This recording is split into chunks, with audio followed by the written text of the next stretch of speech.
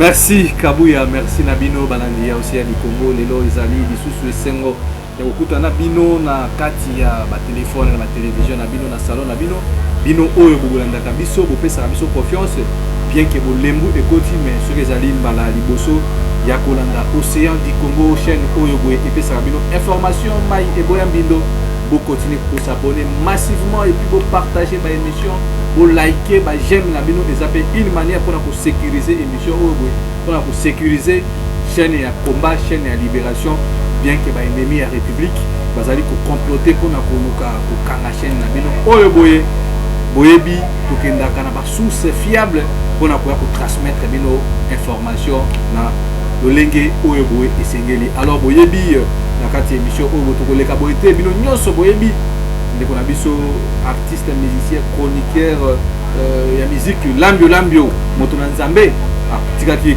mokili ya barwa bazwa bongo atikaki biso akufaki pour de pesi nos condoléances na famille artistique na bango mobimba et puis de présenter ba condoléances na biso na famille biologique na moni wana ndeko na ngai Trésor Kingi Bukele Kolo Bomengo topesi bino ba nos condoléances na bino. Je crois que programme soki ebimi pour ça fait effort ya kozala wana parce que iza na matanga ba evitaka mututé ya mwana bande ko na ndenge boyebi lelo tozolobela makambo ozoleka na kati ya mboka na biso, makambo ozoleka na kati ya mboka na biso na 6 mois auto tika na mopoto koma na soit disant élection à occupation.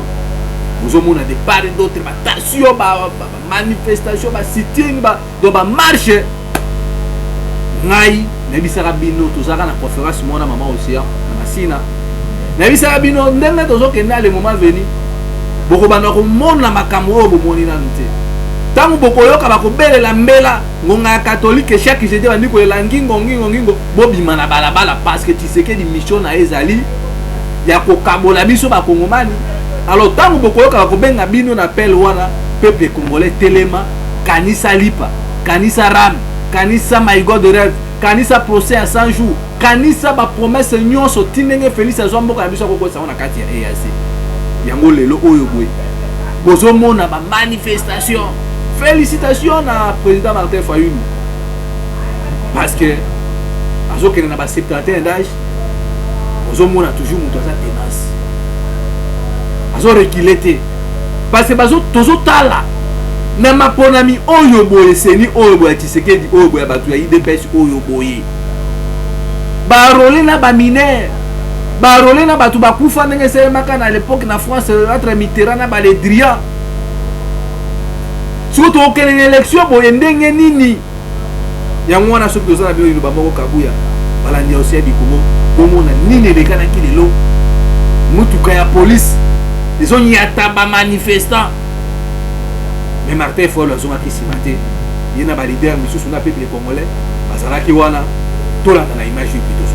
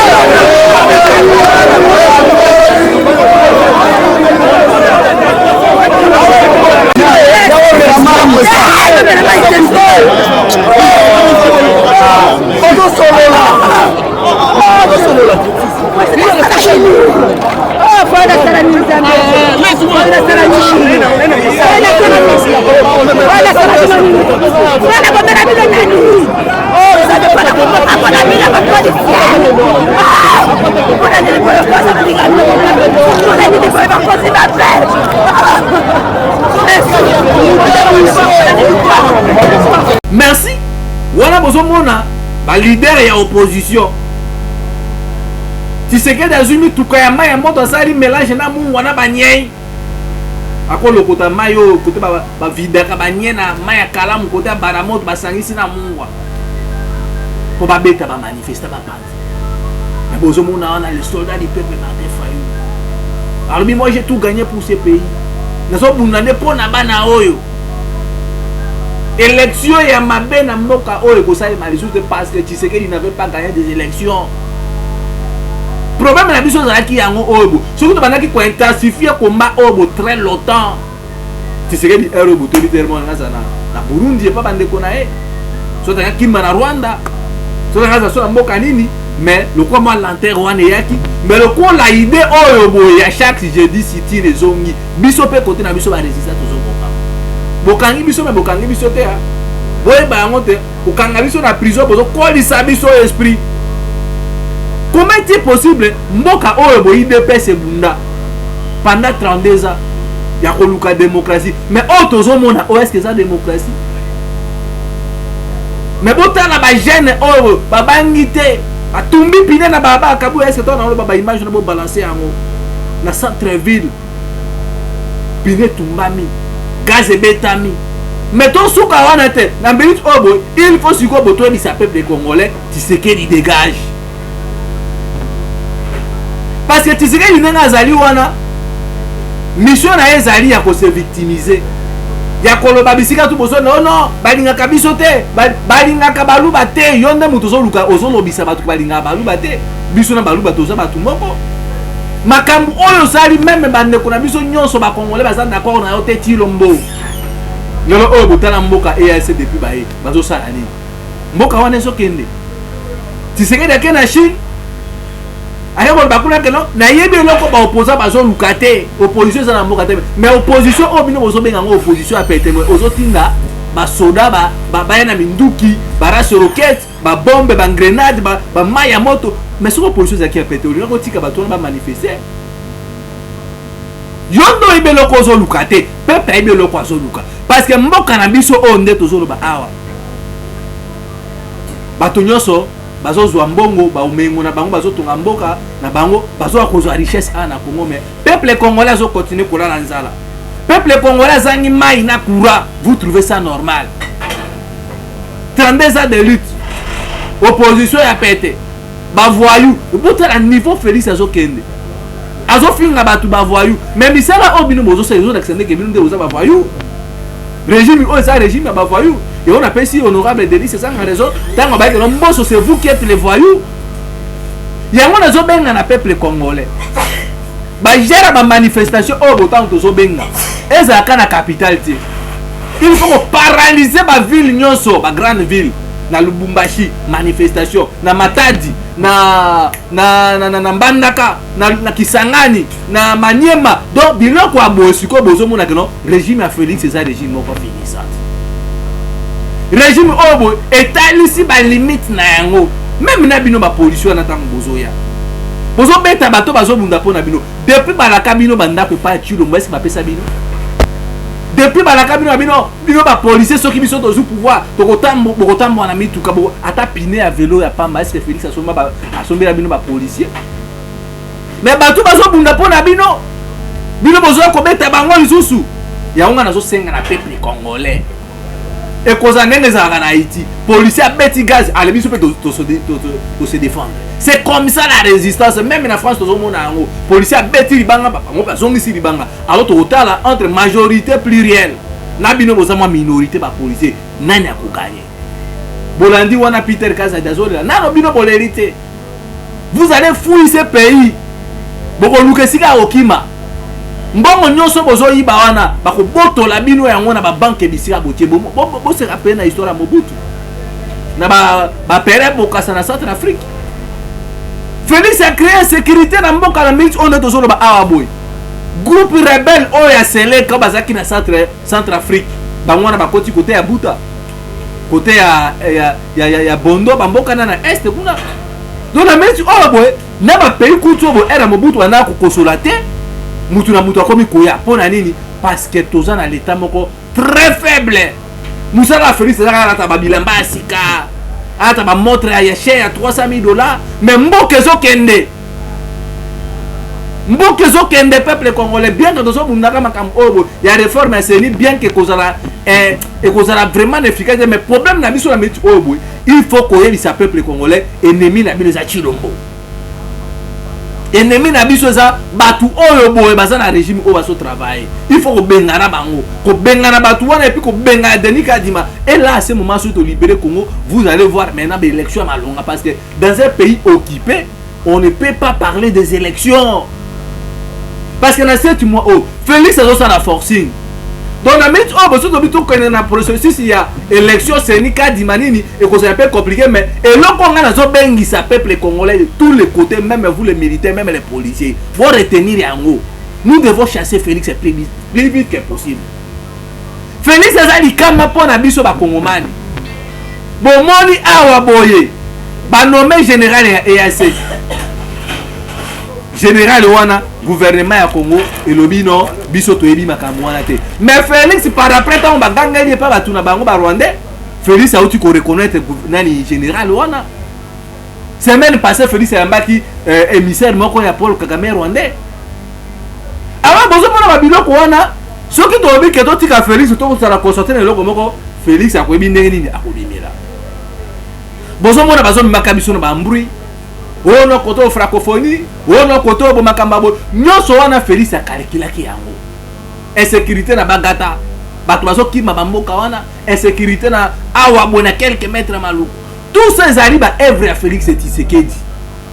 Bo se rappeler na bisa bino makambu ya armée ya Tchad.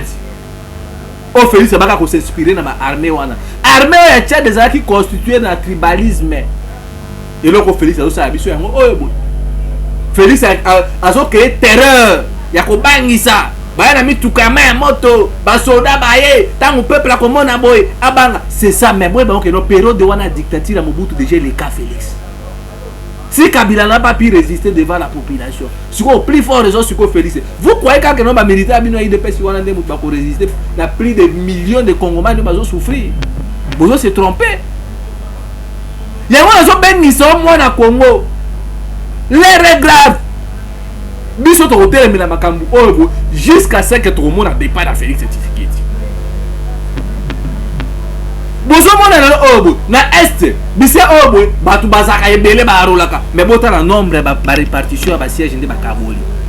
Botala niveau ya moyibi, niveau ya tricherie oyo boye Chilombo azo préparer azo luka kaona mboka azo luka koluka insécurité oyo boye akoyeba ndenge nini ya ko maîtriser yango te. Soki insécurité ya muke kaka awa bona 18 km na maluku Félix est incapable à résoudre yango. Alors siko tango kawe kozale manamboka. Quelle serait la suite? Yango na biso déjà toloba, nous devons nous mobiliser pour une cause noble à libérer dans le Congo.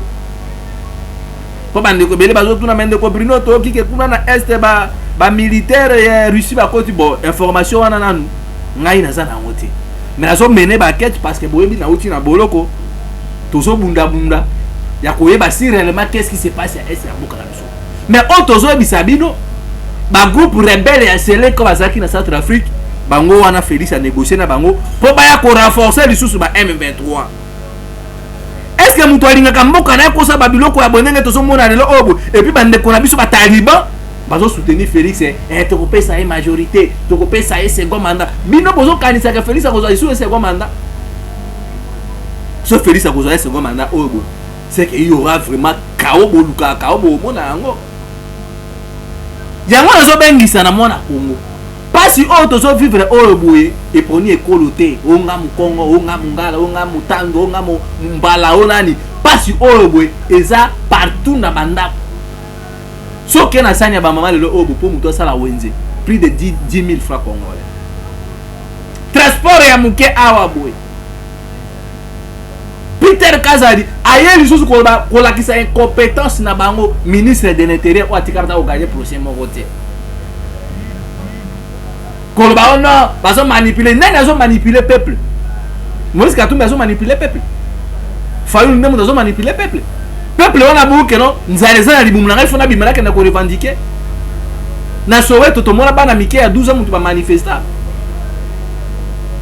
yango to zo bisala bino peuple congolais tawana ya ko banga na lobaki loko plusieurs fois la paix doit quitter nos esprits entre la patrie photo pona mboka ou la mort.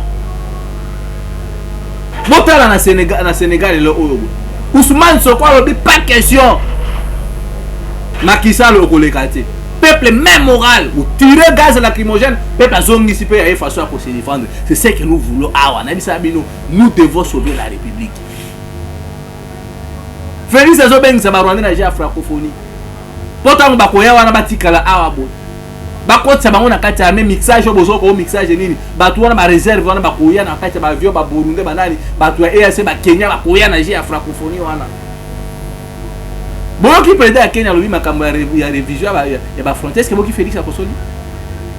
Félix azo que le consacra batu ni démocratie, yango na zo bisabino, soki bino bozo croire que Félix a sa libérateur pour Nabiso, mes chers Congolais, Bobo Sanabino. Gouvernement Bawario, le lot de mois tout ici. Baba qui va considérer Bitumana Est. Est-ce que Bitumana est ici? Baba qui va considérer Bitumana na Kwamutu. Donc pour vous dire que Batouana baza au service ya Rwandais, il travaille pas pour les Congolais, mais il travaille pour les maîtres. Peuple congolais. Nous devons intensifier ce combat. Biso ba résistant au tikalit au ya francophonie te. Francophonie ko sa manambo côté pour na ba nego misusu wana zakina bango atala bo ba bengi bango ba ki otete formation na kama francophonie. Na bino pe. Peuple congolais ko zo bo mabiso lo kosona nzala. Coup de chapeau na ba résistant au bo talisi na monde entier que le peuple est souverain. Et puis, bino ba police ko zo instrumentaliser boy bango le jour où nous allons libérer ce pays. Bino na ba Félix place na mise à prison. Botambo simboka longa moko nyamu nyamu. Ce qui ba mama union salité bazo bima na manifestation. Bongo yo elenge à 18 au vani na ndako. Il faut d'abord ta ba image ba to ko ba Fayulu ba mama Marie bazo bima na moi. Il faut plus kanda. Maman wana ba papa na ba ils ont presque tout gagné na vie na bango. Mais tant mazo bima yo moi na 18 ans 20 ans 25 ans 30 ans au vandi au kangi makolo beauté ale bandi ko benga ba tout départ d'autres matolo. Peuple congolais totelema mafuta tababalia on a moto siko ezali yango o Félix azolinga meka Félix azo la forcing ayebi kaza na bilate ayebi kaza na redevabilité mon côté na bino peuple congolais nde bozo mona bisa ba maya moto pona ko intimider bato soki yo bangi yeba ke Félix akuvanda awana ba bemma bato wana ba oligarque baza bato obo bazanga mitema pona ko yoka souci ya peuple na bango yango bozo mona koma o tozo bengisa bino totelema to sauver la République. Ba Rwanda baza déterminé pour la cause mboka na biso. Ba Burundi wana bango baza déterminé. Ba comédie bozo mona wana gouvernement congolais et ko porter Kagame plainte. Wana ça ba comédie. Pour na mona ki wana so ministre na bino mama wana o ya justice oyo boye akekuna na CPI. Wana ça ba comédie bozo sali ça ba. Kagame est soutenu par les occidentaux. Qui va arrêter Kagame? La seule personne qui peut arrêter Kagame, c'est le peuple congolais. Si aujourd'hui nous chassons Félix au pouvoir, vous allez voir les représentants de Kagame au pays. Mutuaso bomba ombre ya Kagame na Kinshasa awa c'est Félix Tshisekedi na bakabila na babemba. Na baba to ka kazali o baba ministre ya bino soit disant intérieur. Nous sommes au salé na ba ambri. Alors nazo senga na bino peuple congolais. D'ici là, tu as sa projection pour la manifestation. La francophonie, le peuple congolais jusqu'à ce que tout le monde a départ à Félix. Et puis, le leader a la manifestation. La manifestation na ngaba, ba misusu, ba bimi na changu. Loka boza 4. Fayulu na ngaba, Moïse Katumbi na changu. Matata pona ekoto kuna, c'est ça ngaebo, biso ba résistant. C'est comme ça parce que ceux qui doivent être coincés place moko. Batouana bazana mbongo ta ko disposer pour la police. Bananga ba coup de chapeau na bino le peuple ingeta to gagner Félix Tshisekedi. Ya on a so beng sabino boebi na utaki na boloko certains nous ont vraiment té na zo batonga. Alors je crois to so kota mois à juin. Moi ozo kabola biso na Félix Tshisekedi. Vous avez remarqué sombele suka bisanga. On a bengi sibino bandeko ya Goma botelema bandeko na ngai ya Kasai ya Mbujimai kana nga Chikapa botelema mboka zo kene mabe bakomi koteka na mabele boka na bako ngobo mwande ba koteka mabele gouverneur oyo ya Congo Central oyo est-ce que bino moyebi ekolo na est-ce que moyebi ekolo ya mutu wana bazo teka mabele na ba village batekaka mabele ya mboka te banani bazosomba mabele wana barwandais na baburundais na bato ya EAC siko biso bano tokobotaka kokovanda wapi bandeko na nga banekongo botelema mboka ezokende mabe bangala baswahili totelema tose libere na bato oyo boye bazoteka Congo malembe mpona nini mpo biso toza na kati ya distraction yango nazobengisa na bino mutu na mutu bisika azali azwa conscience bandeko na nga ya diaspora bisika bozali bosoutenir barésista bosoutenir biso parce que combat oyo boye mayele ebele bino bozali baformation na bapoto bozala mayele ya koyoko investir na mboka mpo bamonake bazomaintenir biso na esclavagisme moko matale bakomema biso na baklasse ebele mutu atangi mécanicien pédagogie mais musala eza te docteur licencié mais musala sur pratique eza te mboka oyo bototo yango na bato bakoyekola misala maboko nde na poto esalemaka mais botala aolekiselaka biso bata ebele 7 ans na université ntango mpo obima université ngo musala eza te tout ça pourquoi parce que ce sont les incompétents qui dirigent le pays bazo comprendre te ndenge technologie eza koavance boke na Chine bato bazolinga plus misala maboko misala babiro ya banini ovanda na diplôme na wana na bamboka ba France wana etali bango te yekola musala maboko mais pas na biso botala nde bana baotelinga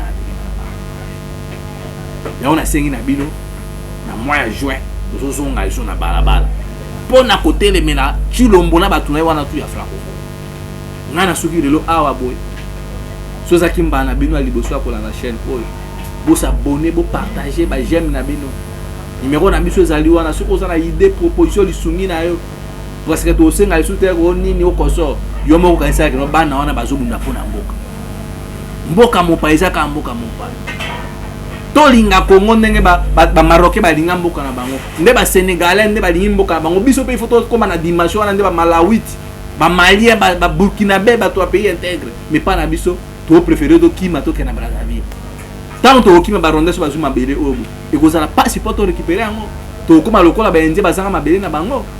Alors, numéro nabiso ezali wana na plus 243 81 73 11 702 plus 243 81 73 11 702 wana ndeko komela biso osana quelque chose pour permettre biso d'ici le 15 juin d'organiser les sous ba grande activité vraiment que non o bobozo mona wana kutu ikosa parce que Félix to okimisa ye na mboka oyo na bino tukutana na meko ezali koya matoto